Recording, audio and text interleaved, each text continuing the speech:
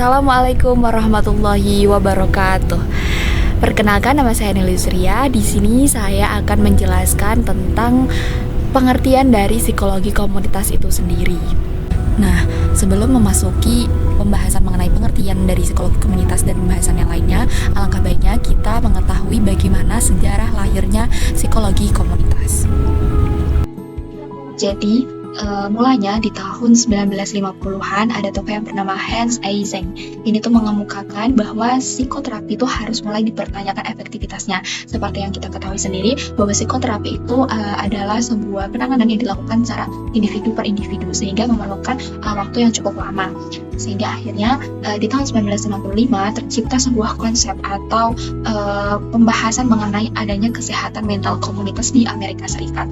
Nah, kemudian hal tersebut dibuktikan ketika di tahun 1960-an fasilitas penyembuhan atau RSJ atau bisa disebut dengan RSJ itu penuh dengan pasien, dan memunculkan pendapat bahwa memang psikoterapi ini sepertinya tidak banyak membantu karena mereka ini harus per individu karena penuh banget nih di RSJ-nya, sehingga banyak yang tidak tertangani, banyak pasien yang belum tertangani dengan baik.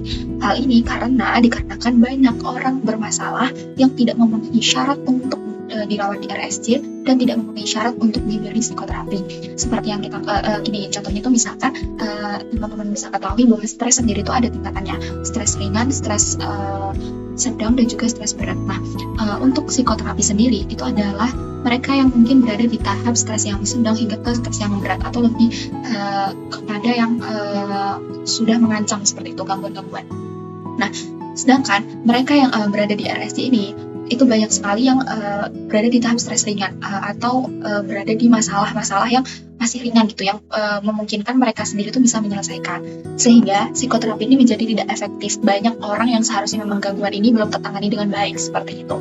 Akhirnya di tahun 1963 Ken Bill, seorang tokoh ini tuh mengemukakan istilahnya tuh ada keinginan untuk kita tuh lebih baik memberdayakan masyarakat agar mereka itu menjadi lebih mengerti tentang kesehatan jiwa, gangguan-gangguan, gejala-gejala, sehingga ketika mereka ini mendapatkan masalah yang ringan-ringan tersebut, mereka bisa menangani diri mereka sendiri, ataupun ketika di komunitasnya ini ada orang yang sedang terkena masalah ringan ini, stres ringan, mereka bisa sebagai memberikan bentuk dukungan sosial kepada komunitasnya ini, sehingga tidak langsung memberikan atau mengarahkan ke rumah sakit jiwa seperti itu.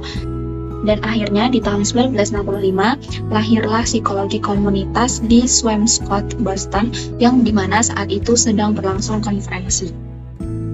Selanjutnya adalah pengertian dari psikologi komunitas. Nah, komunitas itu sendiri menurut Loren itu didasarkan atas 3 hal, yaitu komunitas yang berdasarkan atas lokasi atau wilayah yang sama, kemudian komunitas yang berdasarkan minat yang sama, dan komunitas berdasarkan ide atau fokus yang sama. Nah, sedangkan psikologi komunitas sendiri, itu yang pertama di sini ada pendapat dari Sachs and Spector 1974, di mana psikologi komunitas itu dapat dilihat sebagai sebuah pendekatan untuk memecahkan masalah yang terkait dengan perilaku manusia, dengan menekankan upaya pengembangan manusia dengan sumber daya lingkungan yang ada, yang secara potensial dapat memberikan kontribusi pada upaya pencegahan atau mengurangi masalah.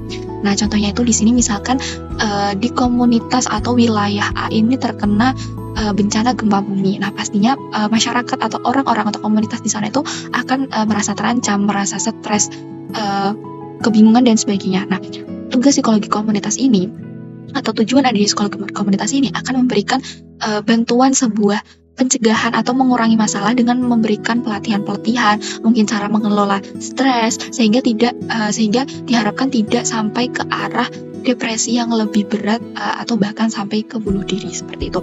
Sehingga dalam melakukan pelatihan atau pengembangan manusia ini itu melihat sumber daya lingkungan yang tersedia di sana. Meskipun gempa bumi, tapi psikologi komunitas itu akan melihat sisi baik dari lingkungan tersebut, sehingga nantinya sisi baik tersebut akan digunakan sebagai daya dukung dalam melakukan pencegahan atau pengurangan masalah yang dihadapi oleh komunitas tersebut.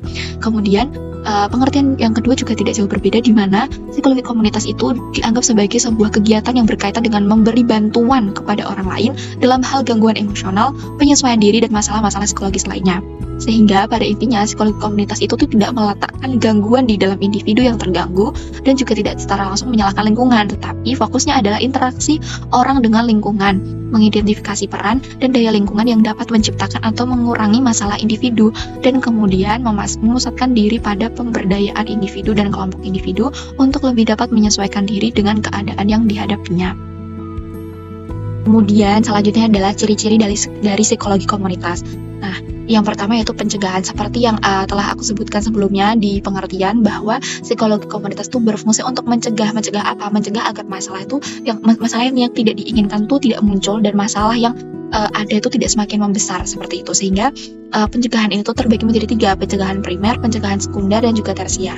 Nah, pencegahan primer adalah pencegahan yang dilakukan agar masalah yang tidak diharapkan itu tidak muncul gitu ya, agar masalah itu nggak muncul. Kemudian kalau pencegahan sekunder itu adalah pencegahan yang ketika udah ada gejala-gejala gitu, ada deteksi dini dari masalah tersebut sehingga langsung ditangani secara cepat, jadi masih di awal masalah gitu. Nah, sedangkan kalau tersier itu adalah ketika masalah itu sudah berada di tangan individu, berada di komunitas, dan harapannya dari pencegahan tersier itu agar semakin tidak berkembang lebih buruk dan tidak membuat si penyintas ini atau si yang terkena ini menjadi kambuh atau hal-hal yang tidak baik lainnya. Selanjutnya adalah kompetensi. Nah, kompetensi di sini itu dimaksudkan adalah kemampuan individu atau kelompok atau komunitas untuk menghadapi tantangan hidup, menyesuaikan diri dengan lingkungannya, dan memecahkan masalah. Nah, psikologi komunitas itu melihat bahwa lingkungan seperti sekolah, keluarga, atau komunitas tempat tinggal sangat berpengaruh dalam membentuk kompetensi ini. Jadi kalau sejak awal kehidupan nih orang itu udah dibekali atau dalam komunitas ini tuh udah dibekali kompetensi atau kemampuan agar menghadapi tantangan tuh kuat gitu ya, maka ketika ada masalah pun mereka juga lebih siap menghadapinya. Jadi misalkan kayak di setting sekolah nih, mereka udah dikasih tahu, oh nanti kalau misalkan ada masalah seperti itu seperti ini ya, cara pengelolanya itu seperti ini gitu, guru-gurunya atau dalam komunitas itu udah diajarkan sejak awal, sejak SD malah gitu kan, udah awal kehidupan udah diajarkan. Maka nanti ketika dia terus berkembang di kehidupan selanjutnya itu dia akan lebih siap untuk menghadapi masalah-masalah yang akan timbul gitu, lebih mudah seperti itu. Perspektif ekologis ini tuh memberikan makna bahwa kita tuh dalam melihat individu tuh dilihat secara timbal balik gitu loh, antara individu dengan lingkungan. Jadi ketika individu ini berkembang dengan baik, berarti dia ada kecocokan atau hal positif di lingkungannya. Sebaliknya kalau misalkan kok individu ini nggak berkembang dengan baik, dia mudah stres, mentalnya nggak baik gitu ya, maka berarti lingkungannya pun tidak memberikan dampak yang baik, berarti ada masalah di lingkungannya seperti itu. Jadi dalam psikologi komunitas itu tuh melihat hubungan timbal balik antara individu dan juga lingkungan. Nah, selanjutnya adalah hal yang perlu diperhatikan dalam psikologi komunitas. Yang pertama, di mana pendekatan komunitas itu menekankan kepada efek dari dukungan sosial dan tekanan sosial masyarakat serta tindakan preventif dan self-help. Jadi, psikologi komunitas itu meyakini bahwa memang manusia itu tuh sejatinya tidak bisa hidup sendirian. Mereka membutuhkan dukungan dari orang lain, teman, keluarga, dan sebagainya. Namun tidak dipungkiri juga bahwa manusia ini juga manusia atau lingkungan mereka, teman-teman ini tadi yang aku sebutkan itu bisa menjadi sebuah tekanan sosial bagi komunitas atau individu. Sehingga dalam psikologi komunitas juga menekankan adanya pencegahan atau preventif, baik itu primer, tersier, sekunder. Jadi itu sehingga masalah yang dialami atau yang didapatkan itu bisa jadi nggak muncul atau tidak semakin besar. Dan harapannya ketika telah diberi pencegahan ini, mereka juga dapat membantu orang lain agar masalah yang dihadapi orang lain tersebut juga tidak semakin besar atau tidak muncul seperti itu. Nah, yang kedua adalah pemberdayaan lokal dan pentingnya keanekaragaman dan relativitas budaya. Seperti yang kita ketahui bahwa setiap komunitas itu memiliki kekuatan lokal atau kekuatan atau budaya lokal yang unik, yang berbeda-beda. Nah, sehingga dalam pemberian preventif atau pencegahan nantinya itu kepada komunitas itu harus menyesuaikan budaya mereka. Misalkan komunitas A ini memiliki budaya A, ya ketika kita akan memberikan preventif atau pencegahan, kita juga harus menyesuaikan bagaimana budaya mereka itu. Misalkan nih santri gitu ya, mau memberikan preventif atau pencegahan kepada santri agar tidak mudah stres. Nah, caranya itu misalkan harus ngedance gitu. Padahal kan santri gitu ya, jadi nggak bisa harus menyesuaikan budaya mereka seperti itu. Mungkin dengan berzikir bersama atau hal yang lainnya. Nah, kemudian yang ketiga adalah menekankan kepada masyarakat kemampuan kekuatan pribadi sebagai counter terhadap penyakit dan kelemahan. Jadi dalam psikologi komunitas itu tidak hanya melihat dari sisi masalah komunitas itu, misalnya komunitas ini kok mudah ini ya, gampang banget kayak mudah stres gitu ya, sulit untuk mengelola dirinya sendiri. Namun psikologi komunitas ini juga melihat dari sisi positif dari komunitas itu. Kayaknya tapi dari komunitas ini tuh bisa kreatif loh, keterampilannya kayaknya bagus deh, mungkin kita bisa kembangkan agar mereka juga tidak terlalu dalam stresnya gitu Pak. Sehingga psikologi komunitas hanya memandang sebagian hal saja kayak gitu. Nah, dan yang terakhir, perspektif komunitas menekankan pada fungsi riset tidak hanya sebagai pengembangan teori, tetapi juga untuk kebijakan dan evaluasi program, analisis dan kehadirannya secara implisit berharga bagi pengembangan kesejahteraan masyarakat dan juga ilmu pengetahuan. Jadi harapannya nanti hasil riset dan pelatihan-pelatihan itu tuh dapat menjadi bahan evaluasi, pengembangan, dan juga membantu kesejahteraan masyarakat ke depannya seperti itu. Nah, selanjutnya adalah peran dari psikologi komunitas, di mana di sini ada 3. Yang pertama yaitu melakukan penelitian untuk mengidentifikasi masalah dan menganalisa masalah-masalah komunitas, melakukan penelitian mengenai sikap-sikap masyarakat, mengevaluasi program-program sosial tertentu. Kemudian yang kedua adalah berpartisipasi dalam merancang atau membuat pola-pola pelayanan sosial serta memberikan evaluasi terhadap program tersebut. Dan yang terakhir adalah secara profesional berpartisipasi aktif dalam program gerakan-gerakan sosial bagi pengembangan masyarakat.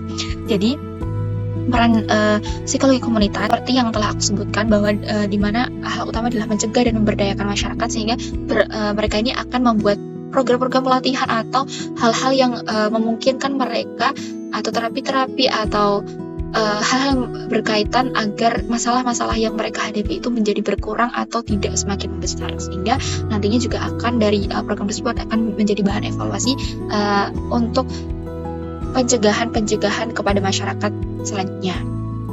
Selanjutnya adalah sistem kerja dari psikologi komunitas. Yang pertama adalah psikologi komunitas itu menekankan kepada 2 aspek secara serentak, yaitu kondisi masyarakat sebagai dasar teori dan riset pada proses lingkungan sosial. Jadi psikologi komunitas itu akan mencari tahu seperti apa sih realita yang terjadi di komunitas tersebut, apa yang terjadi, masalah apa yang sedang dialami, atau seperti apa yang ada di dalam sana gitu kan. Nah, kemudian mereka juga akan melakukan riset pada lingkungan sosial yang lebih luas dari komunitas tersebut.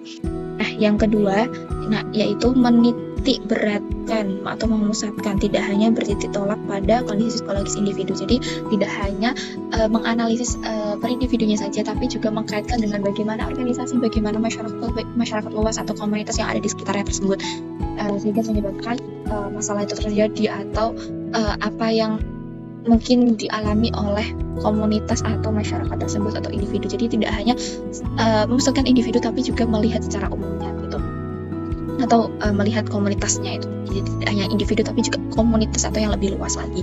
Nah, setelah itu nantinya yang ketiga, psikologi komunitas itu tuh akan melihat setting atau substansi di area atau komunitas ini. Nah, misalkan settingnya itu dalam setting sekolah, kemudian itu biasanya di setting sekolah itu akan terjadi masalah atau yang sering terjadi adalah masalah bullying. Nah, nantinya akan dianalisis nih dengan hal yang dia dapatkan atau yang didapatkan dari analisis sebelumnya atau riset-riset sebelumnya, realitas sebelumnya, apakah memang benar atau tidak. Misalkan hal tersebut benar, maka nanti akan dilakukan preventif atau pencegahan yang mungkin telah dilakukan, program-program yang telah dilakukan sebelumnya untuk diuji coba dalam hal pencegahan seperti itu. Selanjutnya yaitu fokus dan tujuan dari psikologi komunitas. Fokus dari psikologi komunitas sendiri itu yaitu yang pertama, berfokus pada kesejahteraan semua orang yang terfokus kepada komunitas, berfokus pada lingkungan yang merusak dan dampak dari permasalahan tersebut, berfokus pada bantuan yang dapat diberikan untuk memperbaiki kondisi tersebut, berfokus pada peningkatan kesejahteraan hidup semua orang dalam komunitas, mencegah gangguan dan mempromosikan kesejahteraan psikologis.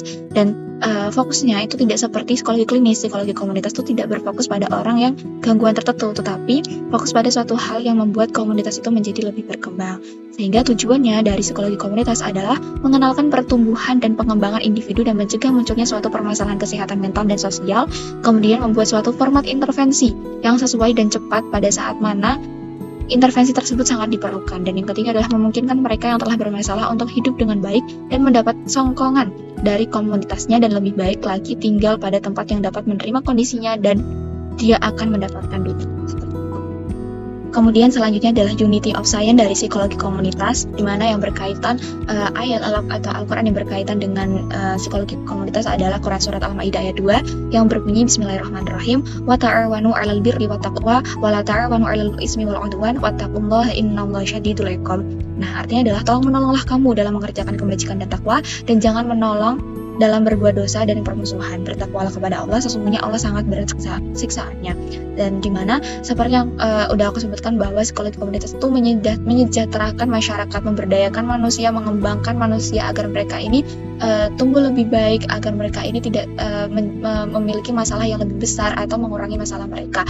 Sehingga hal inilah kita memang dan harapannya dari psikologi komunitas adalah antara manusia satu dengan yang lainnya dalam sebuah komunitas ini saling tolong menolong, saling memberikan dukungan satu dengan yang lain agar masalah yang ada di dalam komunitas itu tidak semakin besar seperti itu. Nah, pembahasan yang terakhir adalah Unity of Science yang berkaitan dengan kiai, santri, dan juga abangan. Nah, dalam konteks masyarakat Jawa, kita tuh mengenal 3 tipologi budaya yang diperkenalkan oleh Kurt, yaitu kiai, santri, dan juga abangan. Nah, ketiganya itu memiliki cara pandang yang berbeda terhadap kehidupan, agama, dan ilmu pengetahuan, di mana kiai ini memiliki keahlian dalam hal agama, yang memiliki ilmu pengetahuan mengenai agama, Al-Quran yang lebih luas, sangat luas, kitab-kitab, dan sebagainya. Sedangkan santri itu merupakan agen spiritual, tetapi juga agen intelektual yang mentransformasikan pengetahuan yang didapatkan ketika ia belajar kepada kiai. Sedangkan abangan adalah mereka yang menggabungkan nilai-nilai Islam dengan tradisi dan spiritualitas lokal Jawa seperti kejawen, ritual desa, dan budaya gotong royong. Nah, letak Unity of Science-nya itu ada pada penggabungan ketiga pendekatan tersebut ke dalam satu program atau gerakan komunitas yang tidak memisahkan antara ilmu agama, sosial, dan juga tradisi lokal. Dengan begitu, solusi yang dihasilkan lebih menyeluruh, diterima oleh berbagai lapisan masyarakat dan sesuai dengan konteks budaya setempat, seperti itu. Sekian yang bisa saya sampaikan, semoga dapat memahamkan teman-teman semua. Dari saya, apabila ada salah kata, wassalamualaikum warahmatullahi wabarakatuh.